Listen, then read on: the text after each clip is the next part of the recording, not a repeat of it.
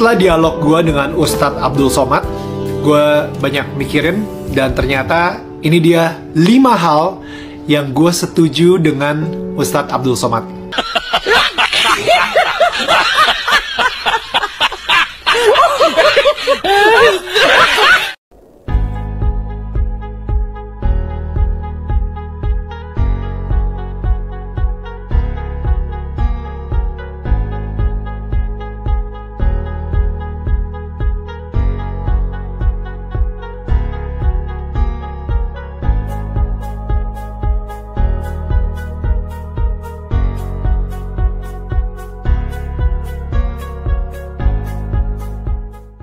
Saudara-saudaraku yang terkasih di dalam Tuhan, bertemu kembali dengan saya Rina Solihin dalam channel Rina Menjawab.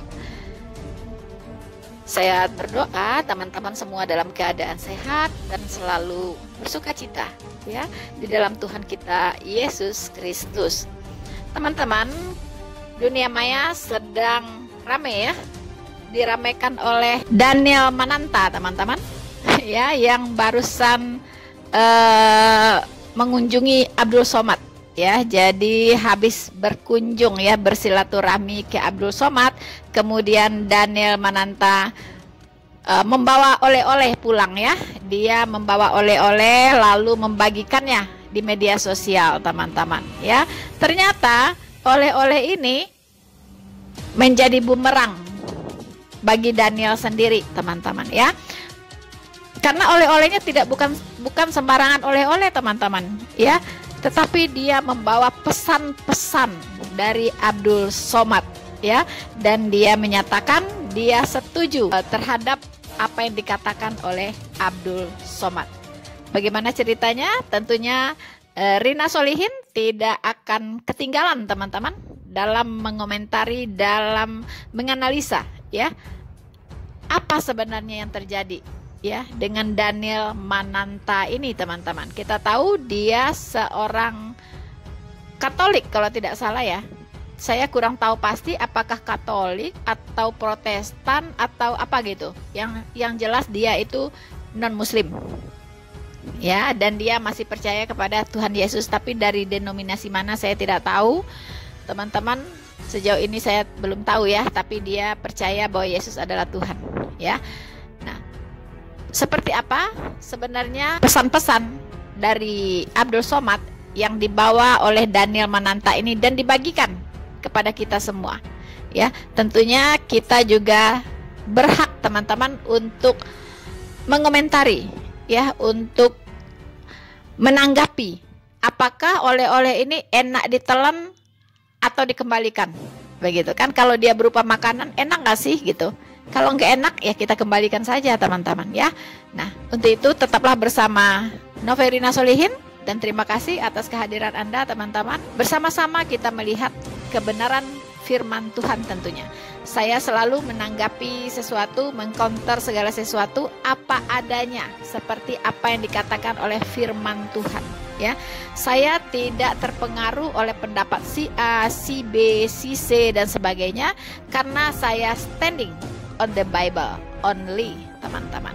Daniel Mananta mengatakan ada 5 ya cenderamata ya, berupa pesan-pesan yang dibawa dari Abdul Somad ya, yang sudah dibagikan untuk kita semua. Kita akan ulas satu persatu teman-teman. Tetaplah bersama Noverina Solihin dan berikan dukungan Anda untuk pengembangan channel ini supaya Injil diberitakan sampai ke seluruh dunia, sehingga banyak orang mengenal kebenaran dan diselamatkan.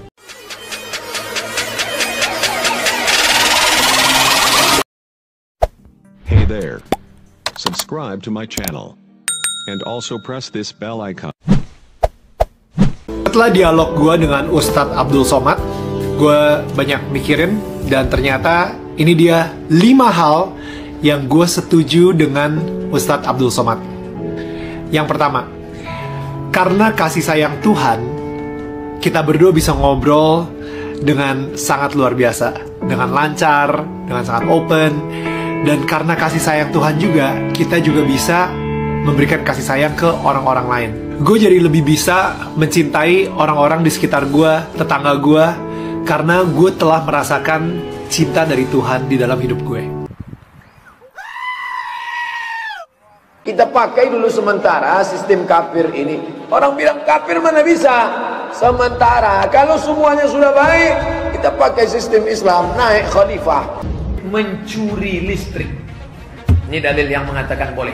Ingat baik-baik, kalau mau mencuri pegang dalil. Negara yang tidak adil, kalau begitu boleh mencuri. Karena listrik ini diambil dari alam, maka itu milik Allah Subhanahu wa Ta'ala.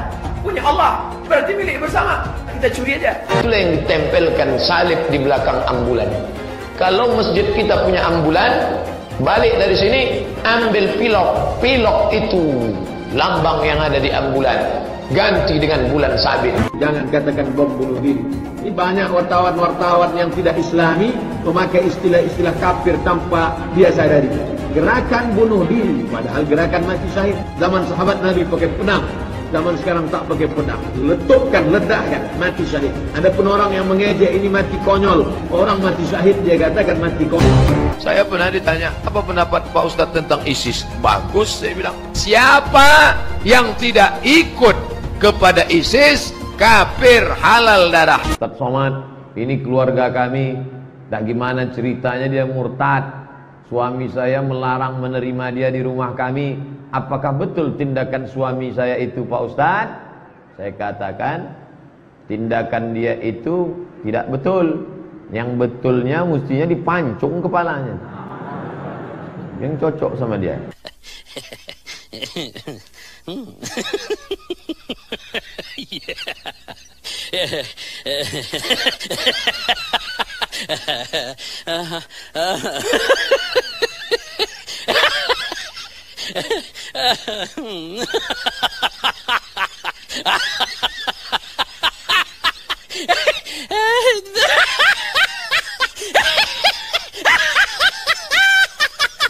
Kita mengasihi karena Allah lebih dahulu mengasihi kita.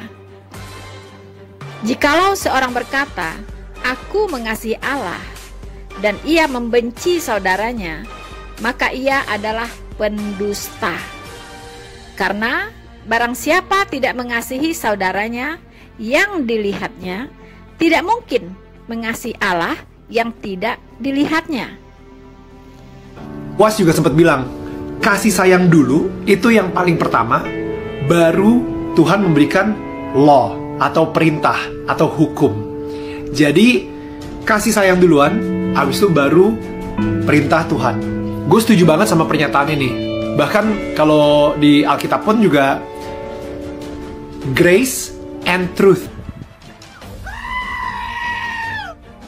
Karena begitu besar kasih Allah akan dunia ini, sehingga ia telah mengaruniakan anaknya yang tunggal, supaya setiap orang yang percaya kepadanya tidak binasa, melainkan beroleh hidup yang kekal. Maha benar Allah dengan segala firman-Nya. Akan tetapi, Allah menunjukkan kasih-Nya kepada kita, oleh karena Kristus telah mati untuk kita, ketika kita masih berdosa. Lebih-lebih, karena kita sekarang telah dibenarkan oleh darah-Nya, kita pasti akan diselamatkan dari murka Allah. Sebab, jikalau kita ketika kita masih seteru, diperdamaikan dengan Allah oleh kematian anaknya, lebih-lebih kita yang sekarang telah diperdamaikan pasti akan diselamatkan oleh hidupnya. Maha benar Allah dengan segala firman-Nya.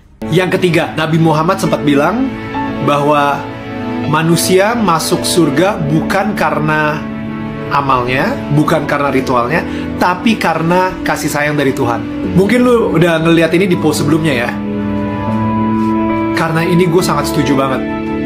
Gak ada satu hal pun yang gue lakukan di dunia ini, kebaikan seberapa banyak pun yang gue lakukan di dunia ini, yang membuat gue pantas untuk mendapatkan surga.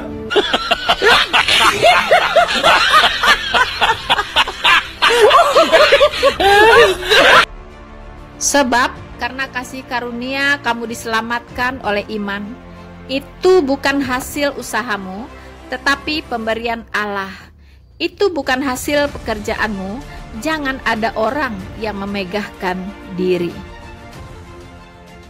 Yang keempat, Ini gue nggak ngira kalau saya ternyata dukun itu lagi hits dibicarakan di luar sana dan lagi viral gitu ya. Tapi gue sama Uwas, kita berdua sama-sama setuju. Kenapa banyak banget orang-orang, bahkan di sekeliling gue, bahkan orang-orang yang sudah Kristen sekalipun atau Nasrani gitu ya, bahkan orang-orang yang sudah mengenal Yesus di dalam hidupnya, itu lebih berserah sama dukun, ahli feng shui, kartu tarot, astrologi, daripada berserah sama Tuhan. Mereka lebih percaya apa yang tukang ramal bilang ke mereka daripada apa yang Tuhan bilang ke mereka. Jadi gue suka banget statement dari Uwas bahwa dukun itu menggunakan kekuatan gelap, kekuatan setan, bukan kekuatan Tuhan. Jadi saat ini gue pengen ngomong khusus sama orang-orang yang sudah menjadi pengikut Yesus. Lo harus milih satu sih. Lo gak bisa milih dua, gak bisa milih tiga. Lo harus milih satu. Kalau misalnya emang bener lo mengikuti Tuhan Yesus, berarti udah tuh gak ada lagi tuh yang namanya astrologi, gak ada lagi yang namanya feng shui atau show, ngeliatin hokinya dari mana, ngelakuin ritual-ritual supaya lu dikasih hoki sama nenek moyang. Udah gak ada lagi. Karena sumber berkat kita itu cuma dari satu, yaitu dari Tuhan Yesus. Gani, Gani. Oh. Dan apabila orang berkata kepada kamu, mintalah petunjuk kepada arwah dan roh-roh peramal yang berbisik-bisik dan yang komat kamit, maka jawablah, bukankah suatu bangsa patut meminta petunjuk kepada Allahnya? Atau haruskah mereka meminta petunjuk kepada orang-orang mati bagi orang-orang hidup? Maha benar Allah dengan segala firman-Nya. Yang kelima, ini mungkin sebuah kejutan kali. Ternyata gue juga setuju sama Uwas soal ini. Bahwa kalau gue mungkin sebutnya ada unclean spirit, oke, di patung. Ketika patung yang dibuat oleh manusia disembah. Wait.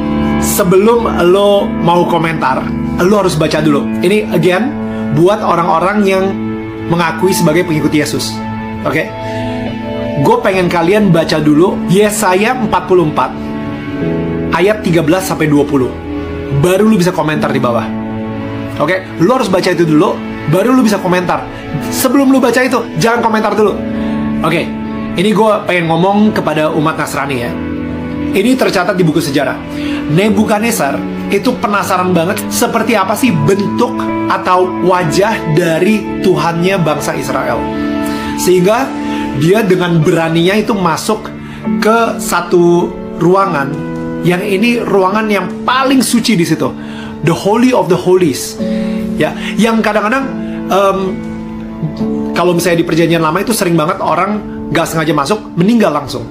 Kalau misalnya dia tidak menyucikan diri dia sendiri atau menyembelih kurban gitu. Raja Nebukadnezar saat itu dengan sangat kurang ajar, dia masuk ke dalam ruangan tersebut, Holy of Holies. Apa yang dia lihat? Apa yang dia temukan? Tabernakel, di atasnya ada kayak malaikat cherubim, dan habis itu malaikat cherubim itu ada dua, ngejagain apa? Ngejagain siapa? Dia ngelihat kiri kanan, mana bentuk muka atau bentuk tubuh Tuhannya bangsa Israel ini. Mana? Dia nyari-nyari, gak ada sama sekali. Dan itu dia kenapa Tuhan marah banget kalau misalnya dia dibentuk sebagai patung, dia dibentuk sebagai berhala. Sekali lagi, coba baca Yesaya 44 ayat 13 sampai 20. Di situ Tuhan sendiri sampai bilang gitu, kalau ini kayu yang lu gunakan untuk membuat patung yang cantik, yang indah, yang ganteng, dan patung yang sama lu gunakan buat masak, buat bakar kayu untuk menghangatkan badan lo. Dan abis itu patung yang sama yang lu gunakan tiba-tiba lu sembah-sembah. Itu bodoh. Again, bukan gue yang ngomong. Yesaya 44 ayat 13 sampai 20. Right? Jadi di situ gue setuju kalau misalnya ada unclean spirit di patung.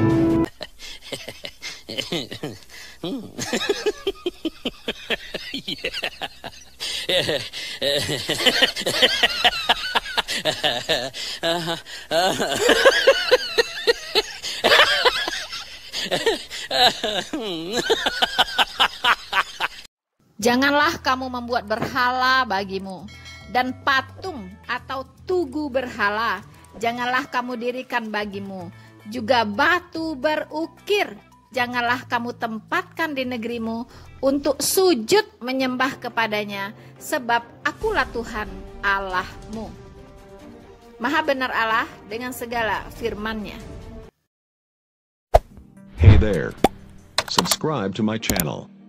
And also press this bell icon. So, saudara-saudaraku yang terkasih di dalam Tuhan, kita sudah mengikuti ya 5 wejangan ya dari UAS, 5 wejangan dari UAS yang disetujui atau disepakati oleh Daniel Mananta. Satu hal yang terpikir oleh saya, teman-teman, 5 hal itu adalah tipikal ya, ciri khas ajaran kekristenan ya, yaitu pertama katanya tentang kasih ya, kemudian tentang kasih Allah, bahwa Allah lebih dahulu mengasihi kita ya, bukan hanya Allah lebih dahulu mengasihi kita dengan memberi kita makan, memberi kita hujan, memberi kita udara dan sebagainya, tidak, tapi Allah lebih dulu mengasihi kita ketika kita masih berdosa. Dia sudah menebus kita, Dia sudah mengampuni kita ketika kita masih berdosa. Sekarang tinggal kita mau percaya kepadanya, mau bertobat atau tidak. Dan ini tidak dikenal di dalam Islam. Ya, bentuk kasih Allah yang seperti ini, yaitu yang tidak menginginkan seorang pun binasa. Ini tidak dikenal ya. Penebusan dari Allah yang Maha Kudus, Dia datang ke dunia ini menjadi manusia, kemudian Dia mati di kayu salib untuk penebusan dosa. Karena upah dosa adalah maut dan dosa harus dihukumkan. Contohnya, keluarga dari Joshua bisa saja memaafkan Sambo, tetapi apakah itu akan membebaskan Sambo dari hukuman? Tentu tidak. Begitupun dengan kasih Allah. Allah mengampuni semua orang yang berdosa. Ya, kalau orang itu benar-benar sungguh-sungguh minta ampun dan bertobat. Tetapi hukuman atas dosa itu harus tetap dijalankan. Itulah karena Allah itu Maha Kasih, tetapi Dia juga Maha Adil. Allah Maha Kasih, Dia mengampuni segala dosa kita, dosa yang dulu, dosa yang sekarang, dan dosa yang akan datang. Dan Allah itu Maha Adil, dosa itu harus dihukumkan, tetap harus dihukumkan. Itulah karena Allah itu Maha Adil. Dan ini tidak dikenal di dalam ajaran Somat ya, tidak dikenal dalam ajaran Somat. Dan saya sangat menyayangkan sekali, seharusnya Somatlah yang harus belajar dari Daniel. Kalau Daniel ini memang benar-benar memahami dasar-dasar ajaran kekristenan dengan benar, dengan baik. Harusnya bukan dia yang setuju dengan Somat, tetapi harusnya Somat yang setuju dengan Daniel. Harusnya begitu ya. Jadi itu kesempatan sebenarnya untuk menginjili Abdul Somad ya, bukan sebaliknya Somad yang mengarahkan Daniel, kemudian Daniel hanya main setuju-setuju saja. Dan memang itu ajaran kekristenan. Daniel ini sama sekali tidak kritis, karena apa yang dikatakan oleh Somat itu berbeda konsepnya dalam ajaran kekristenan ya. Kasih di dalam kekristenan, kasih Allah di dalam kekristenan itu kasih yang benar-benar murni, yaitu kasih agape, bukan kasih yang mengharapkan balasan, bukan. Engkau tidak dituntut untuk menjadi yang the best dalam hidupmu. Karena apa? Karena semua amal solehmu itu seperti kain kotor di mata Tuhan. Dan Tuhan tahu engkau tidak akan sanggup menyucikan dirimu sendiri. Makanya darah Kristus yang kudus itulah yang bisa menyucikan engkau. Jadi jangan mengatakan bahwa Anda bisa masuk surga karena usahamu, karena hasil pekerjaanmu. Jangan ada orang yang memegahkan diri. Engkau bisa masuk surga karena engkau dibenarkan, karena engkau dikuduskan, karena engkau dilayakkan oleh pengorbanan Yesus Kristus untukmu di kayu salib. Dia menggantikan engkau dihukum. Seharusnya engkau yang dihukum di kayu salib itu dan turun ke dunia paling bawah, yaitu neraka, dan engkau kekal di dalamnya. Tetapi Tuhan sangat mengasihimu. Tuhan sangat tidak ingin engkau binasa. Tuhan datang ke dunia ini menjadi manusia, menjadi penebus, menjadi pengganti dirimu dihukumkan di neraka. Tetapi karena dia adalah Tuhan, dia pemegang kunci neraka, makanya dia bisa keluar dari neraka tersebut setelah menggantikanmu. Itulah kemenangan kita. Dan api neraka tidak berkuasa atasnya. Hai maut, di mana sengatmu? Hai maut, di mana kuasamu? Tidak ada. Tidak ada maut yang bisa menguasai Yesus Kristus yang adalah Tuhan. Dan pada hari ketiga dia bangkit. Haleluya.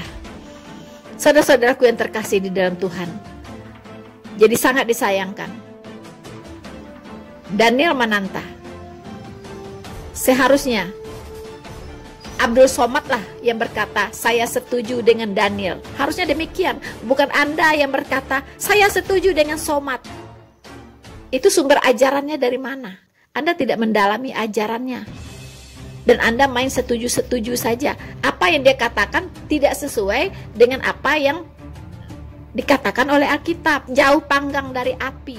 Beda konsep, bro. Beda konsep. Ya, jadi itu yang sangat disayangkan. So, saudara Mananta, nomor 4, Anda membahas tadi tentang kuasa-kuasa kegelapan, roh-roh peramal, dukun-dukun, ya. Dan saya katakan saya sangat bersyukur, puji Tuhan, ya, bahwa saya sudah bebas dari hal-hal itu semua. Sudah bebas dari semua yang bersifat goib, ya. Sudah bebas dari hal-hal yang berhubungan dengan magic-magic, ya, yang berhubungan dengan perdukunan, berhubungan dengan jimat-jimat, ya, berhubungan dengan macam-macam lah, syariat, sesuatu bahasa yang lebih halusnya yaitu syariat. Padahal itu pergi ke dukun, ya. Kalau kita buka usaha, syariatnya ya pergi ke dukun, itu syariat, begitu kan? Daniel, saya mantan muslim dan saya tahu bagaimana di Islam itu, ya, karena saya dulu ada di sana.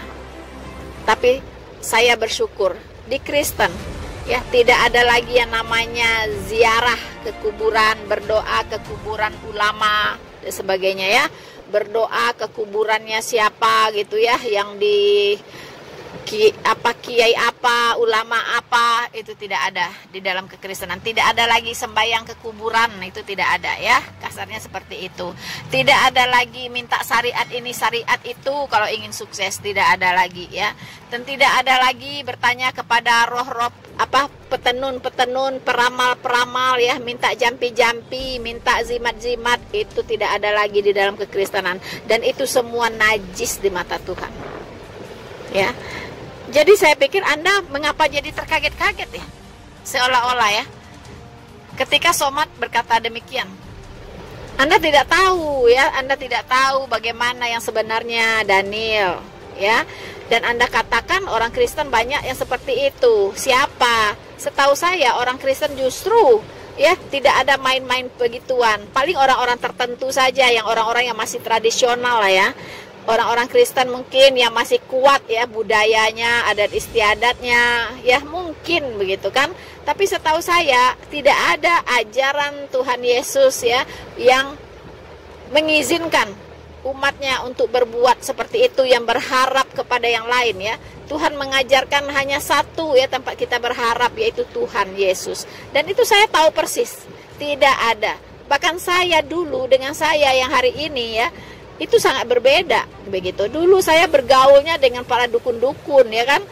Saya tahu bagaimana mereka, ya, kesaktian mereka, saya tahu persis. Anda bisa lihat salah satu video saya, itu saya sharing, ya, tentang kehidupan saya sebelum saya bertobat ikut Tuhan Yesus. Ya, itu banyak sekali orang-orang pintar katanya, dukun-dukun, ya, peramal-peramal mendatangi saya, ya, dan mengajak saya untuk bergabung. Wow, ya.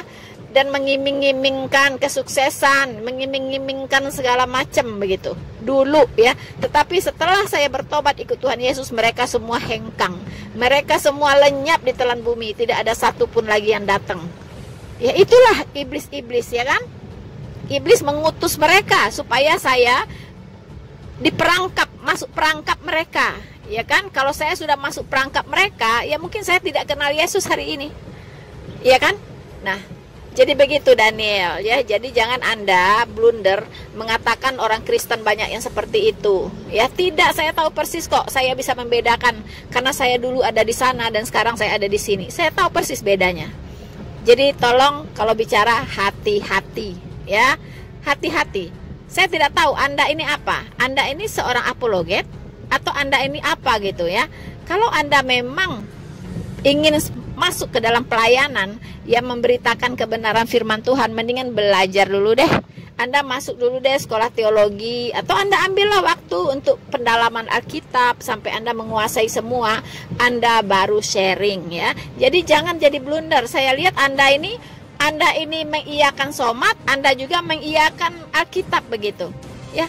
Anda kira Tuhannya somat dengan Tuhannya Alkitab itu sama? Hah? Atau seperti apa? Begitu. Jadi Anda tidak bisa menyembah kepada dua Tuhan ya. Anda kalau bicaralah dari sumber yang benar ya. Sumber yang Anda imani begitu. Ya, jadi jangan Anda ke sana ya, ke sini yes gitu. Jadi Anda mengacaukan kekristenan nanti jadinya ya. Jadi maaf, saya harus menasihati Anda dalam hal ini, Daniel. Dan terakhir Anda bicara tentang patung ya. Dalam hal ini sejauh itu memang tertulis dan memang dibenarkan oleh Alkitab, itu saya sangat setuju ya, bahwa orang Kristen najis dan haram hukumnya membuat patung apapun bentuknya ya, baik berbentuk manusia, perempuan, laki-laki, berbentuk benda-benda langit, berbentuk ikan-ikan di lautan, berbentuk apapun tidak boleh.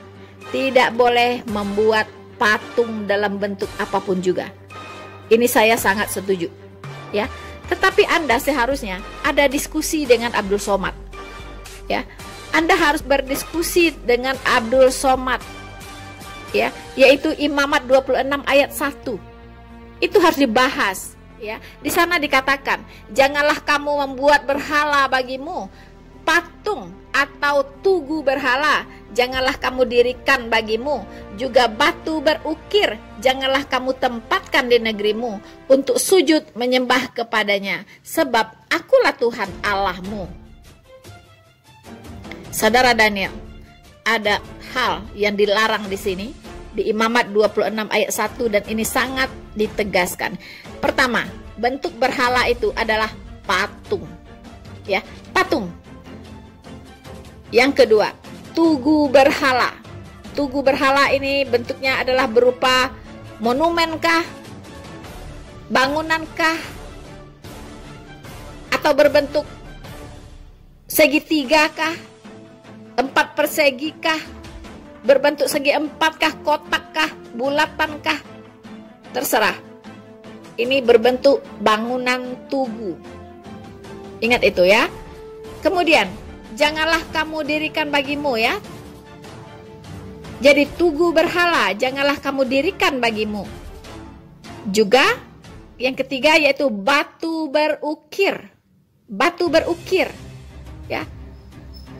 Janganlah kamu tempatkan di negerimu untuk sujud menyembah kepadanya, sebab akulah Tuhan Allahmu. Seharusnya kalian berdua, Daniel dan Mr. Somad, harus berdiskusi secara serius ya tentang Imamat 26 ayat 1 ini.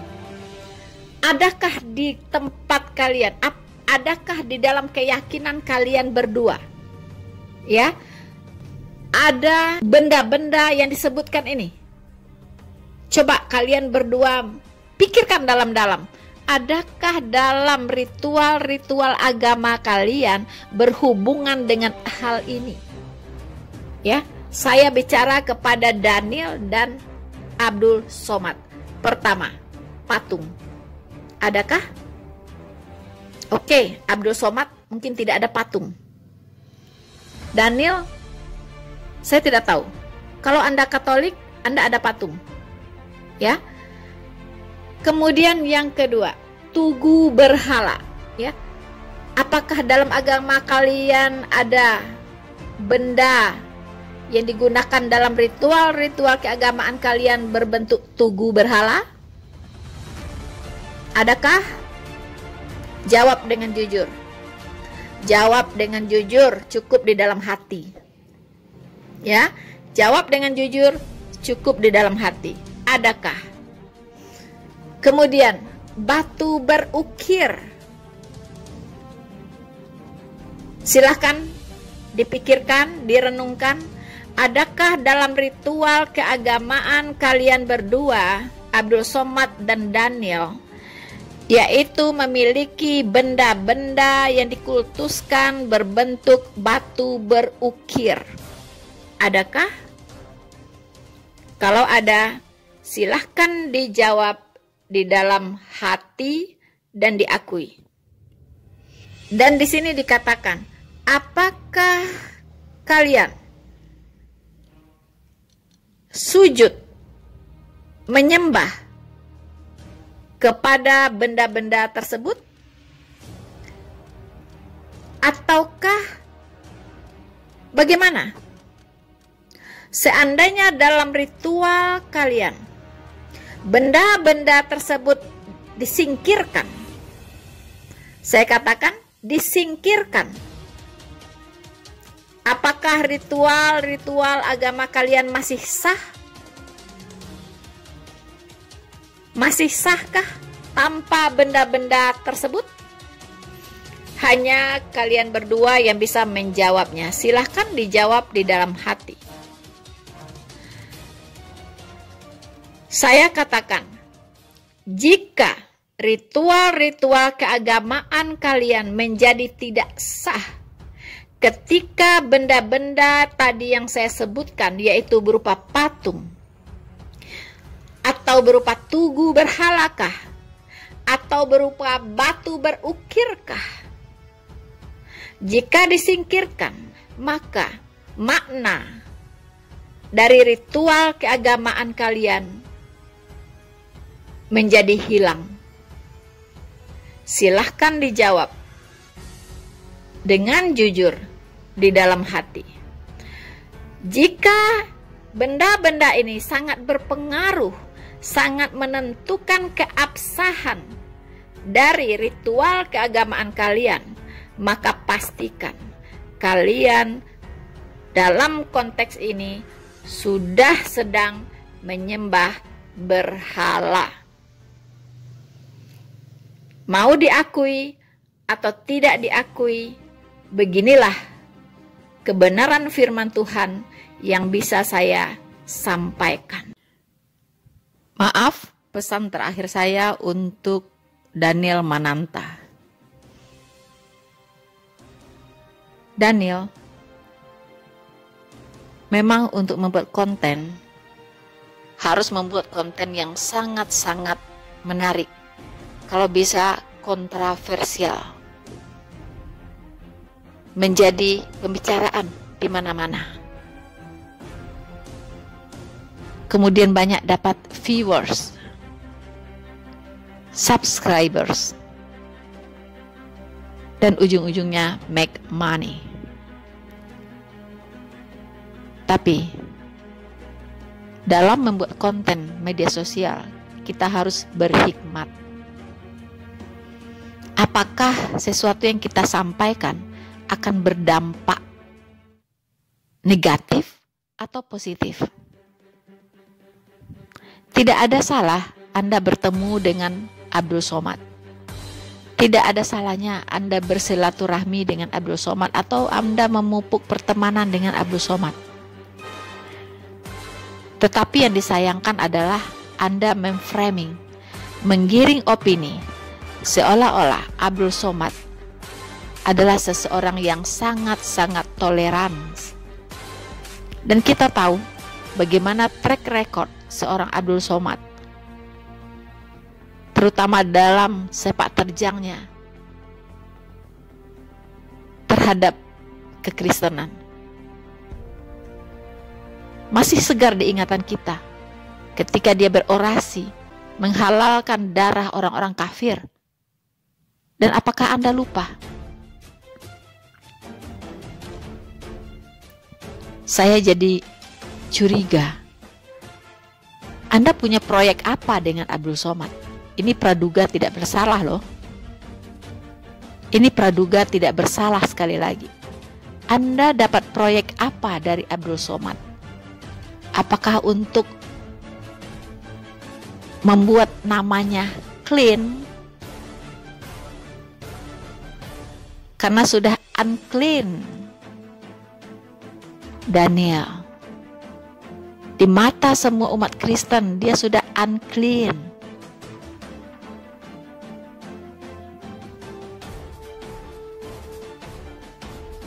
Tolong itu direnungkan baik-baik. Umat Kristen masih terluka dengan apa yang dikatakan oleh Somad. Dan sekarang Anda tampil sebagai pahlawan kesiangan untuk menetralisir semuanya dan memberikan kesan seolah-olah Abdul Somad itu adalah seseorang yang sangat toleran.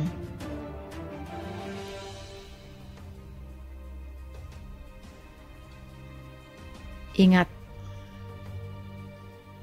bangsa Indonesia butuh manusia-manusia yang nasionalis, yang cinta NKRI, cinta perbedaan,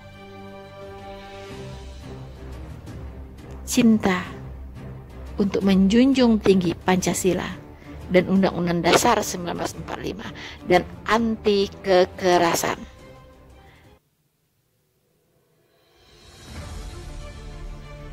Kita mau tidak ada ucapan-ucapan yang mengintimidasi kaum minoritas di Republik ini. Dan Anda sedang mentolerir itu.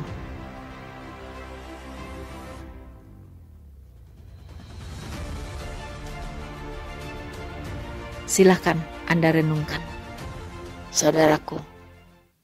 Tuhan Yesus memberkati Anda. Maranatha. Hey there. Subscribe to my channel. And also press this bell icon.